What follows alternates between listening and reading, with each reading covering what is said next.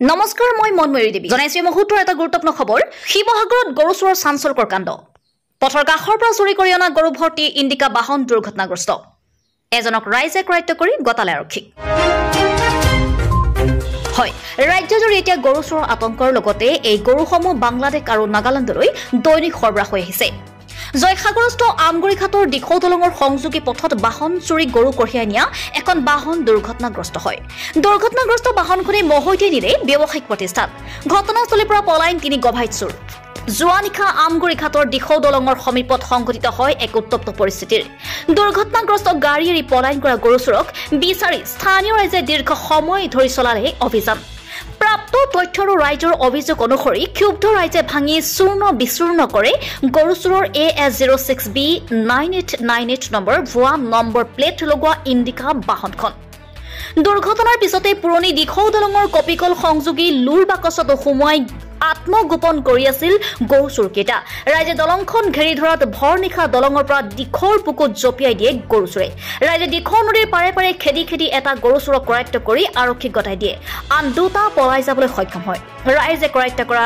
চোৰটোৰ নাম বিকাশ বুলি জানি পৰা গৈছে আৰু আন দুটা গৰু চোৰ ঘটনাস্থলীৰ পৰা পলায়ন কৰে তাৰে এটা শিৱসাগৰ দিচাং দলঙৰ সমীপৰ চাকিল বুলি আতগাধীন বিকাশে সাংবাদিকক জানিবলৈ দিয়ে আৰু এইদৰে এতিয়া আৰক্ষীৰ নাকৰ তলতে শিৱসাগৰত গৰু চোৰৰ দপদপনি অব্যাহত আছে শ্ৰাইডৰ পৰা ফাৰহান লস্কৰ ৰিপৰ্ট আসাম লাইভ 7 ঘণ্টামানৰ আগত কাহিনীৰ পৰা এখন গাড়ী গৰু চুৰ কৰি আহি পেলাই ইয়াত দলঙৰ আমাৰ শ্লপিংটো উঠাৰ আগত এক্সিডেণ্ট কৰিলে পেলাই মানে গৰুৰ ভিতৰত সোমাই দিলে সিহঁতি পলাই দিলে তো আমি ৰাইজে অকণ হুলস্থুল কৰা দেখি পেলাই মানে কি আমি চব পিনে বিচাৰিছিলোঁ তাতে এটা দুটা সিহঁতি লুকাই আছিলে দলঙৰ ওপৰত দলঙৰ মানে সৰু দলঙৰ আমাৰ পুৰণা দলঙৰ ওপৰত এটা চুৰ লুকাই আছিলে আৰু তাক আমি দেখিলোঁ দেখাৰ লগে লগে সি দিশৰ পৰা দলঙৰ পৰা জাপ মাৰিলে দিশলৈ সি সাঁতুৰি ছাইডত পাৱাৰলৈ গৈ পেলাই আমি চব পাৱাৰত গৈ পেলাই আমি তাক ধৰিলোঁ ধৰি পেলাই আমি এতিয়া আৰক্ষীক আহিবগৈ আমি চমজাই দিছোঁ আৰু বাকী যি তিনিজন আছিলে সেই তিনিজনৰ এতিয়া আমাক কথা কোৱা নাই সেই তিনিজন আমি ধৰিব পৰা নাই কিন্তু বাকীকেইটা এজনৰ নামে ক'লে কিবা চাকিল বুলি ক'লে তাৰ নামটো বিকাশ বুলি ক'লে আৰু যিটো মেইন মানে সি প্ৰথম আহিছোঁ বুলি কৈছে যিটো মেইন সি দিচাং আপোনাৰ ৰজাবাৰী হয় বুলি কৈছে মালিক ঘটনাটো মানে কাৰেণ্টলি আমি আমাৰ কাম চলি আছিলোঁ ওপৰত বিল্ডিঙৰ ওপৰত আমি ওপৰতে আছিলোঁ ওপৰত থাকোঁতে মানে কি হ'ল গাড়ীখন মানে আহি পেলাই ৰখালেহি আহি পেলাই আগা পিছা কৰি আছে গাড়ীটো এবাৰ গৈ পেলাই পিছলৈ নি পেলাই গৰুটো উঠোৱা কৰোঁতে আমি ওপৰৰ পৰা দেখিলোঁ মানে দেখাৰ পিছত ওপৰৰ পৰা দম দিছোঁ সিহঁতক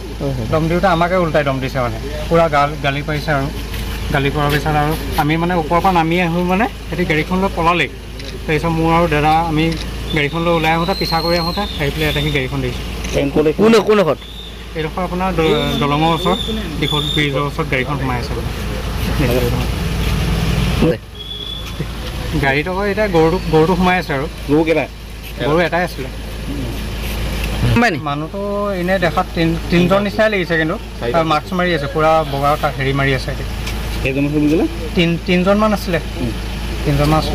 পূৰা আমাক মানে পূৰা বেয়া গালি পাৰিছে আৰু